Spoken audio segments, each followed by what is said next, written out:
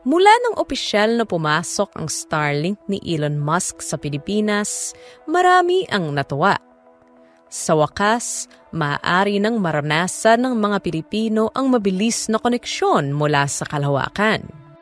Pero habang abala ang mga ordinaryong Pilipino sa pagpapakabit ng Starlink sa kanilang mga tahanan, may mas malalim at mas seryosong laro na nagaganap sa likod ng mga eksena. Kamakailan lang, naging laman ng mga balita na ang Armed Forces of the Philippines o AFP, pati na ang Philippine Coast Guard ay aktibo ng gumagamit ng Starlink sa kanilang mga misyon, partikular na sa West Philippine Sea. Ano ang ibig sabihin nito? Ang Starlink ba sa Pilipinas ay hindi na lang basta simpleng consumer product para sa mabilis na internet? O ginagamit na rin ng Pilipinas bilang kasangkapan laban sa pambubuli ng China? Tara katropa, sabay-sabay nating alamin.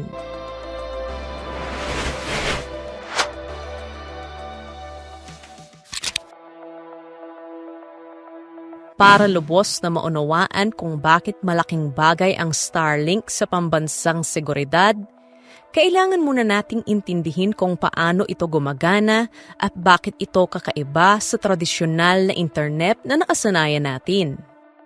Sa loob ng ilang dekada, ang Pilipinas ay umaasa sa undersea fiber optic cables at cell towers para magkaroon ng internet. Gumagana ito sa malalaking lungsod tulad ng Maynila, Cebu at Davao. Pero sa maraming probinsya, isla at liblib na komunidad, napakahirap makasagap ng signal. Simple lang ang dahilan. Napakahirap at napakamahal maglatag ng fiber cables sa isang bansang binubuo ng libu-libong isla tulad ng Pilipinas. Hindi rin praktikal magtayo ng cell tower sa bawat bundok, baybayin at maliit na komunidad. Dito pumapasok ang ideya ng satellite internet. Pero hindi lahat ng satellite internet ay pare-pareho. Ang lumang satellite internet ay gumagamit ng geostationary satellites na nasa napakataas na orbit, humigit kumulang 35,000 kilometro mula sa Earth. Dahil sobrang layo nito, mataas ang latency o delay ng signal. Kaya mahirap itong gamitin sa video calls, online work, at lalo na sa real-time operations. Dito binago ni Elon Musk at ng SpaceX ang takbo ng laro sa pamamagitan ng Starlink. Sa halip na umasa sa iilang satellite na napakalayo, gumagamit ang Starlink ng libo-libong low Earth orbit o LEO satellites na mas malapit sa lupa.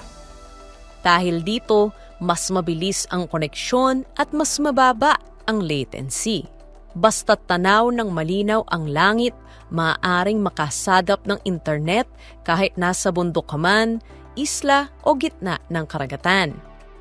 Ngunit habang tinitingnan ito ng ordinaryong Pilipino bilang malaking tulong sa trabaho, edukasyon, negosyo at disaster response, may ibang sektor na nakakita sa tunay na potensyal ng teknolohiyang ito. Ang sektor ng depensa. Dahil ang internet na hindi nakadepende sa poste, cell tower o kable sa ilalim ng dagat ay mas mahirap putulin, sirain o isabotahe.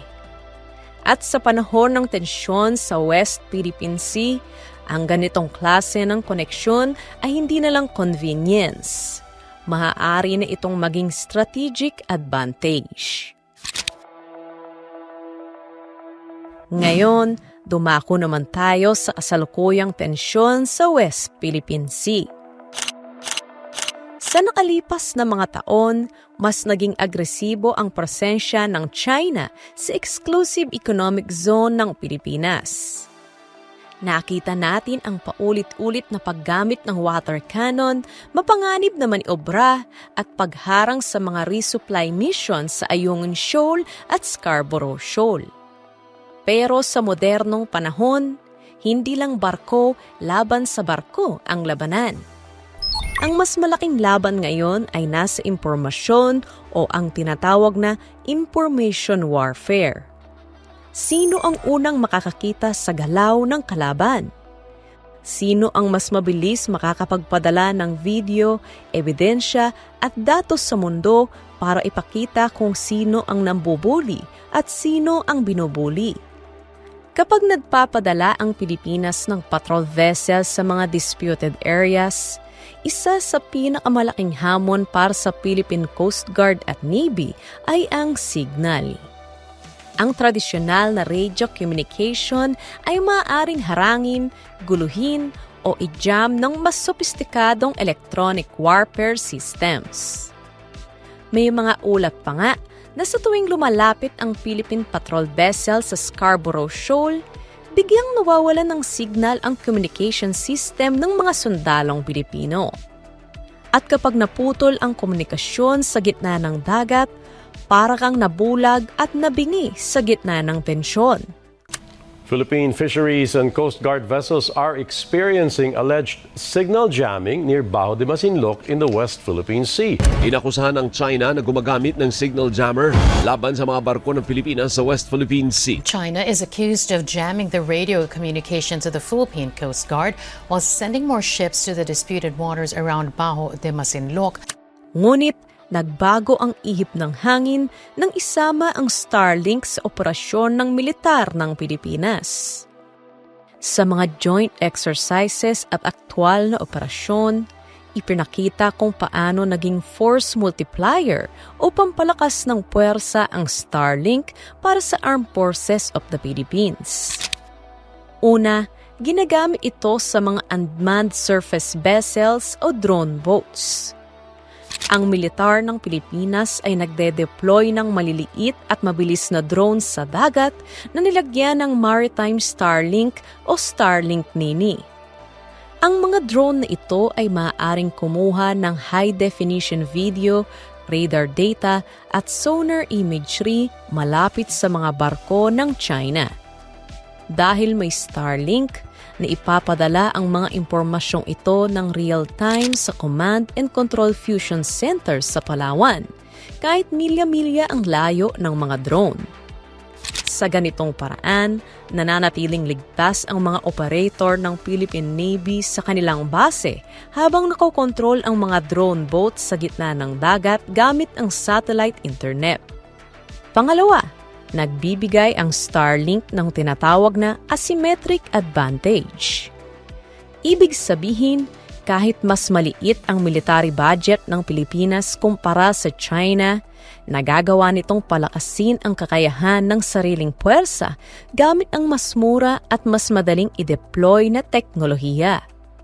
Ang isang Starlink terminal ay maaaring mas mura kaysa sa malalaking military-grade communication systems. Pero nagagawa nitong magbigay ng tuloy-tuloy na koneksyon sa mga lugar na mahirap abutin. Dahil dito, mas mabilis na naitatala at naipapakita ng Pilipinas sa mundo ang mga agresibong aksyon ng China. Sa bawat water cannon, pagharang o mapanganib na manobra, may video at ebidensyang maaaring maipadala ng real-time. Kaya ang Starlink sa Pilipinas ay hindi na lang basta internet provider.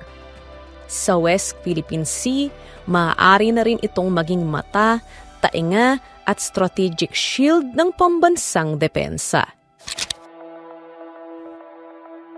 Ngunit sa kabila ng lahat ng benepisyo ng Starlink, kailangan pa ring maging mapanuri ang Pilipinas. Dahil habang nagbibigay ito ng mabilis na koneksyon sa mga lugar na mahirap abutin, may kalakip itong seryosong panganib, lalo na kung gagamitin ito sa pambansang seguridad. Una, ang panganib sa larangan ng cybersecurity. Patuloy ang babala ng AFP tungkol sa mga cyber attack na konektado sa state-sponsored hackers mula China. Kung ang komunikasyon ng mga sundalo ay dadaan sa isang commercial network, kailangang siguraduhin na ito ay protektado ng matibay na encryption at sariling defense systems. Pero ang pinakamalaking alalahanin ay hindi lang tungkol sa cybersecurity. Ito ay tungkol din mismo kay Elon Musk.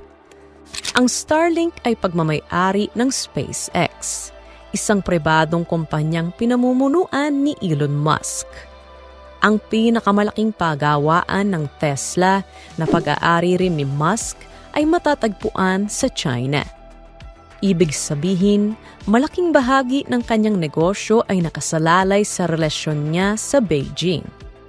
At nakita na ng mundo kung gaano kalaki ang impluwensya niya sa paggamit ng Starlink sa digmaan. Sa Ukraine, naging mahalaga ang Starlink sa komunikasyon ng mga sundalo.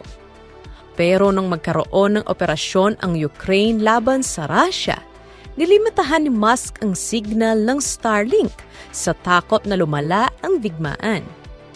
Kaya ngayon, kailangang itanong ng Pilipinas. Ano ang mangyayari kung dumating ang araw na gipitin ng China si Elon Musk? Paano kung sabihin ng Beijing, patayin ang Starlink support sa West Philippine Sea o malalagay sa alanganin ang negosyo ng Tesla sa China? Sa ganitong sitwasyon, sino ang mas mananaig? Ang interes ng Pilipinas o ang bilyong-bilyong dolyar na negosyo ng isang pribadong kumpanya? Ang Starlink ay parang patalim na may dalawang talim. Sa isang banda, binibigyan nito ang Pilipinas ng koneksyon at kakayahang maasabay sa mas malalaking puwersa.